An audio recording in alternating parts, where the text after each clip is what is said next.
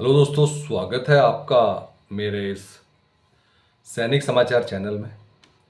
दोस्तों, आज की वीडियो में बात करेंगे सभी जेसीओज ओआरस के लिए इक्वल एमएसपी को लेकर। दोस्तों, अब 8वें वेतन आयोग में एक बड़ी खबर आ रही है, जहां पर 8वें वेतन आयोग को लेकर अभी जो आपका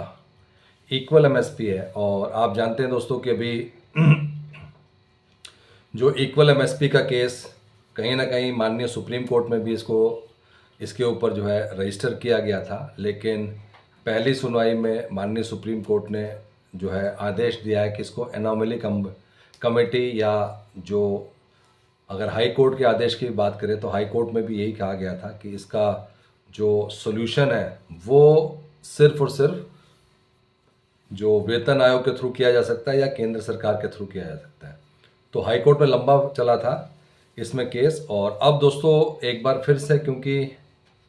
कहीं ना कहीं वेतन आयोग की घोषणा हो चुकी है और इक्वल एमएसपी यानी कि एमएसपी तो मिल रही है अभी जेसीयूज को, ओआरस को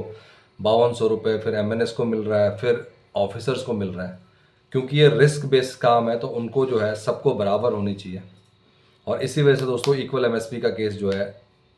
काफ़ी टाइम तक जो है माननीय हाई कोर्ट में, फिर सुप्रीम कोर्ट में था। अब दोस्तों 8वें वेतन आयोग में एक बड़ी खबर आ रही है,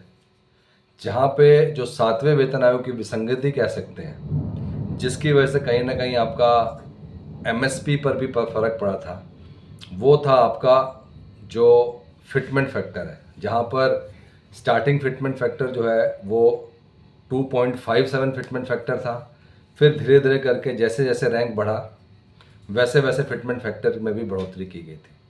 तो दोस्तों ये बढ़ते बढ़ते 2.81 हुआ था, और कहीं ना कहीं जो आपका एमएसपी है वो जेसीओ जवानों के लिए 5200, क्योंकि फिटमेंट फैक्टर 2.57 था, और जैसे जैसे आगे बढ़ रहे थे उसमें 10,800, फिर 15,500 तक पहुंचा था। और अभी जो लेटेस्ट इसमें अपडेट है, जहां पे ये कहा जा रहा है कि जो फिटमेंट फैक्टर है जो पहले 2.86 तक गया था और उसमें डिस्कस किया गया था, अब कहीं ना कहीं फिटमेंट फैक्टर जो अभी लेटेस्ट अपडेट आ रहा है वहाँ पे फिटमेंट फैक्टर को 2.57 करने की बात की जा रही है।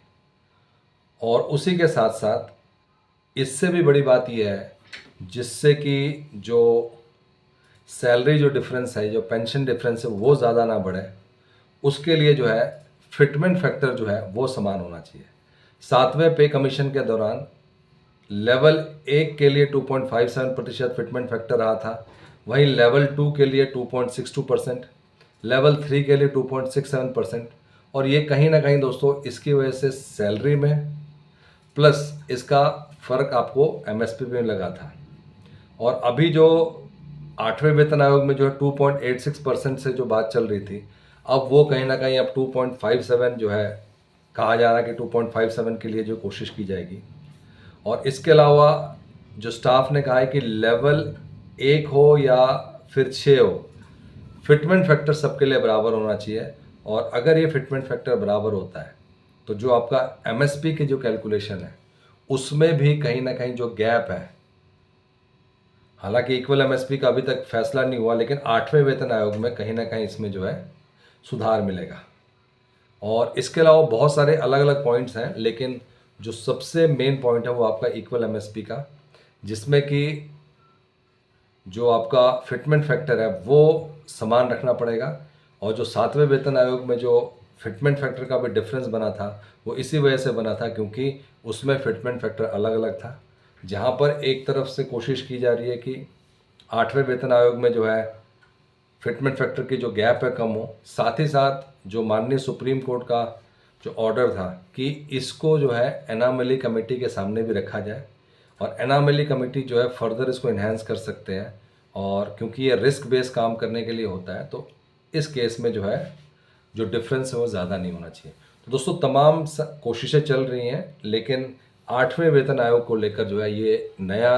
एक तरीके से देखा जाए कि प्रस्ताव रखा गया है कि अगर फिटमेंट फैक्टर जो है सबके लिए कॉमन रहता है तो कहीं ना कहीं जो है उसका बेनिफिट इक्वल एमएसपी भी पड़ेगा। और जो इक्वल एमएसपी में इतना बड़ा गैप है 5,200 से लेकर 15,500 का, उस पर भी बहुत फ़र्क पड़ने वाला है।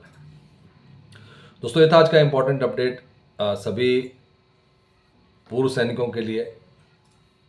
जेसीयू जवानों के लिए। अगर वीडियो पसंद आए तो इसको लाइक कीजिए, शेयर कीजिए और सब्सक्राइब करना ना भूलें।